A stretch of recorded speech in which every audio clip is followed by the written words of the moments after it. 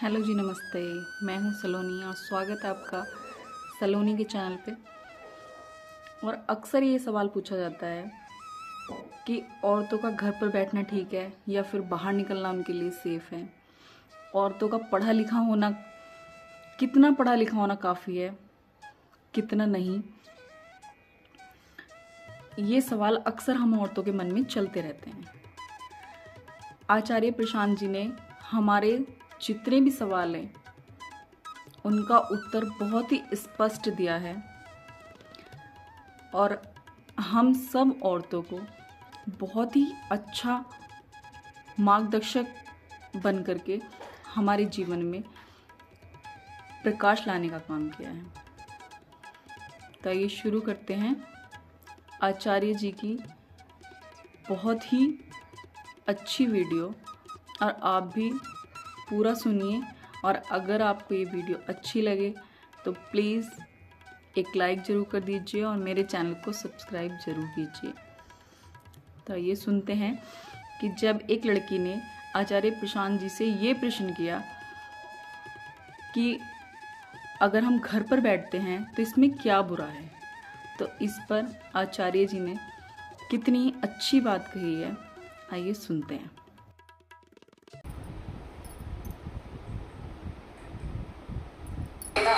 बेटा, बात अच्छे बुरे की नहीं है, बात इसकी है कि तुम किस लिए हो। वो काम अगर घर पे बैठ के हो रहा है तो कर लो। तुमको यहाँ पे क्लास अटेंड करनी है, घर पे बैठना बुरा काम तो है नहीं, घर जाओ।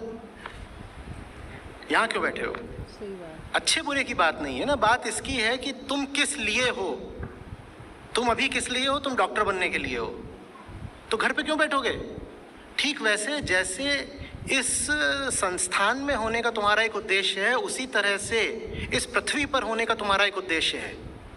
अब ये तो सबको पता चल जाता है कि अगर कैंपस में हो तो यहाँ होने के कारण कुछ कर्तव्य हैं, लेकिन ये शिक्षा हमको कभी दी नहीं जाती कि अगर तुम इस पृथ्वी पर हो तो वहाँ भी होने के कारण तुम पर कुछ कर्तव्य हैं। तो फिर हम कहते हैं हम घर बैठे हैं तो बुरा क्या है? अभी भी घर आके बैठ जाओ, बुरा क्या है? यहाँ पर क्यों हैं हम फिर? भाई, घर पर तुम कुछ ऐसा कर रहे हो जो तुम्हारी जीवन को सौंदर्य देगा, तुमको मुक्ति देगा, तो बेशक घर पे बैठो। बात घर पर बैठने या ना बैठने की नहीं है, पर तुम घर पर बैठ के क्या करते हो ये मुझसे ज़्यादा तुमको पता है। जो लोग घर पे बैठे होते हैं, और मैं अपवादों की बात नहीं कर रहा, 1000 में से 5 अपवाद मिल जाएंगे, पर 1000 में से 995 लोग जो घर पे बैठे हैं वो क्या कर रहे हैं? बोलो, क्या कर रहे हैं? देखते नहीं हो कि घर पे बैठा बैठा के हमने अपनी महिलाओं की चेतना का स्तर कैसा कर दिया है? सिर्फ उन विज्ञापनों को देख लो टीवी पर जो महिलाओं को लक्ष्य करके बनाए जाते हैं। उन विज्ञापनों में ही ये धारणा निहित रहती है कि हम जिससे बात कर रहे हैं उसका IQ 40 का है, इससे ऊपर नहीं।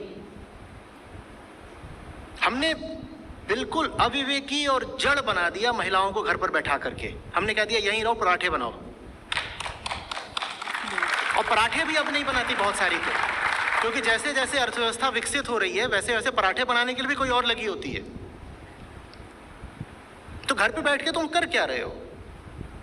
भाई, घर पर बैठ करके तुम कोई बहुत ऊंचा काम कर रहे हो तो मैं तुम्हारे समर्थन में हूं, पर ईमानदारी से आप स्वयं ही बता दीजिए। मैं आप पर कोई बात थोपना नहीं चाहता, आप स्वयं ही बता दीजिए कि अधिकांश लोग जो घर पर बैठे हैं, घर पर बैठ के क्या कर रहे हैं?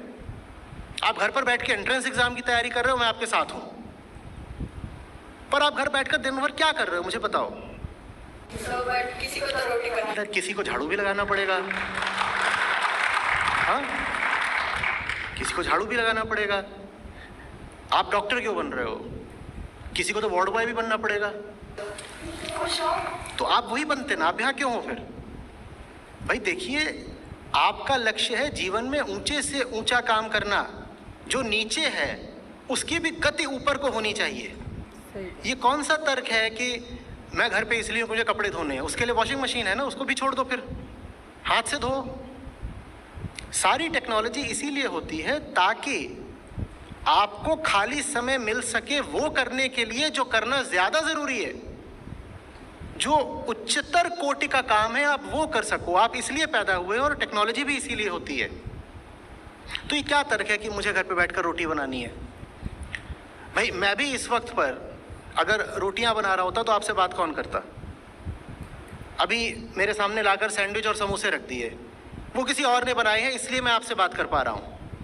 वो सैंडविच समोसे मैं बनाने लग जाऊँ तो अभी आपको यही आता कि मैं वहाँ बैठ करके समोसे तल रहा हूँ, फिर आपसे बात करने कौन आता? और फिर मैं तर्क क्या देता? किसी को तो समोसे बनाने हैं ना, तो मैं बना रहा था।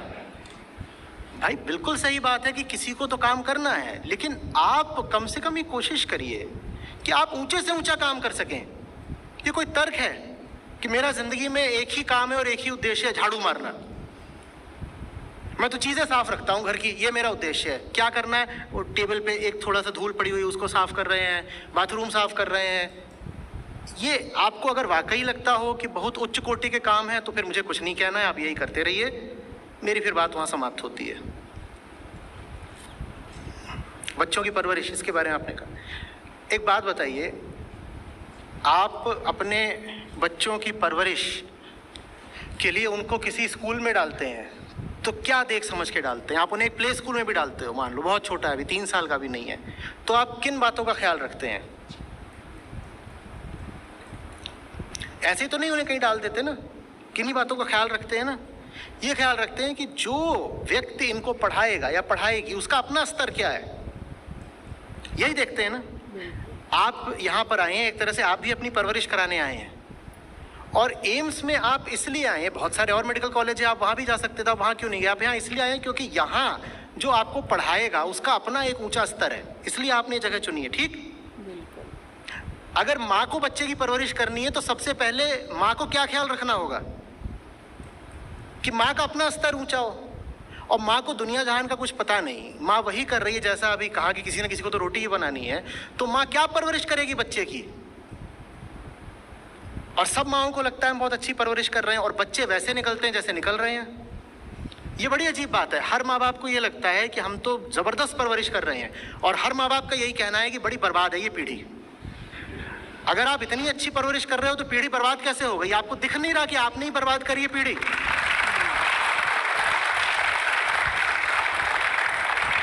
और पीढ़ी इसीलिए बर्बाद है क्योंकि जो अपने आप को प्रथम गुरु कहते हैं माँ बाप, उनकी जो धारणाएं हैं वो बहुत साधारण स्तर की हैं।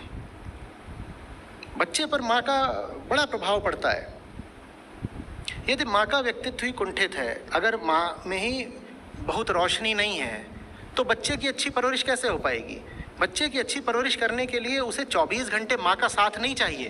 तुम कहते हैं ना कि अगर माँ बाहर चली गई तो बच्चे को कौन देखे? देखेगा मतलब क्या होता है? बच्चा ज़्यादा खुश होता है जब आप बाहर चले जाते हैं, वो चाहता ही नहीं कि आप उसको देखो।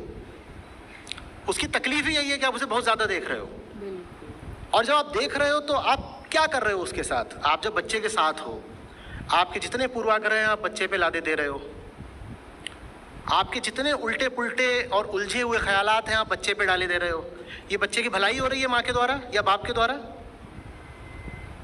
बोलिए तो, बताइए तो। अगर माँ बाप इतनी अच्छी परवरिश दे रहे होते तो ये समाज वैसा क्यों होता जैसा है? मुझे बताइए तो। लेकिन माँ बाप को गुमान रहता है हम तो बिल्कुल ठीक है, हमें अपना तो उद्धार करना ही नहीं है, हमें तो बच्चे की परवरिश करनी है। आप कर कैसे लेंगे बच्चे की परवरिश जब तक आप खुद ठीक नहीं हुए अभी? लेकिन ये मानना कि अभी हम खुद ठीक नहीं है अहंकार को बहुत चोट देता है। तो हम कहते हैं हम ठीक हैं, बच्चे को ठीक करना है, ये गड़बड़ है। आप ठीक है वो गड़बड़ है। वो गड़बड़ हुआ कैसे? अगर आप ठीक ही होते इतने तो गड़बड़ हो कैसे जाता? नहीं, वो पड़ोस वाले खराब है, उन्होंने इसको गड़बड़ कर दिया।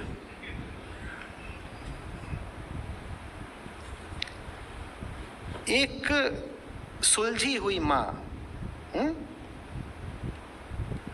ही अपने बच्चे को ऊंचाइयों तक ले जा सकती है। और मजेदार बात यह होती है कि व्यक्ति जब सुलझ जाता है तो उसको ये भी दिख जाता है कि बच्चे ही पैदा करना जीवन का उद्देश्य नहीं है।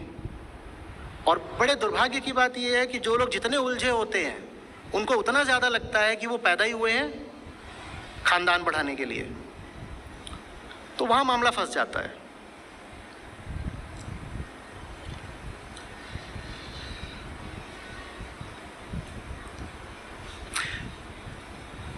मैं घर के काम के प्रति कोई द्वेष नहीं रखता, ठीक है? घर का काम मैं स्वयं भी खूब करता हूँ। विशेषकर जब लॉकडाउन लगा था तब तो पूरा बड़ा सा बोधस्थल है हमारा, वहाँ तो कोई बाहर वाला आता भी नहीं था, जो लोग थे वही लगकर करते थे और बराबर का हाथ बटाता था, सब कुछ करा हुआ है। लेकिन मुझे ये भी पता है कि जीवन में कौन से काम का कौन सा स्थान है, और ये बात आपको भी पता है। आप नहीं मानना चाहें तो अलग बात है। अगर सारे काम एक बराबर होते तो प्रगति माने क्या होता है फिर? बोलिए। हाँ, ये अलग बात है कि जिस समय पर आपको जो काम करने को मिल रहा है आप उसे ही पूरी निष्ठा से करें, ये बात अपनी जगह ठीक है, लेकिन इसका मतलब ये नहीं है कि सारे काम एक बराबर होते हैं।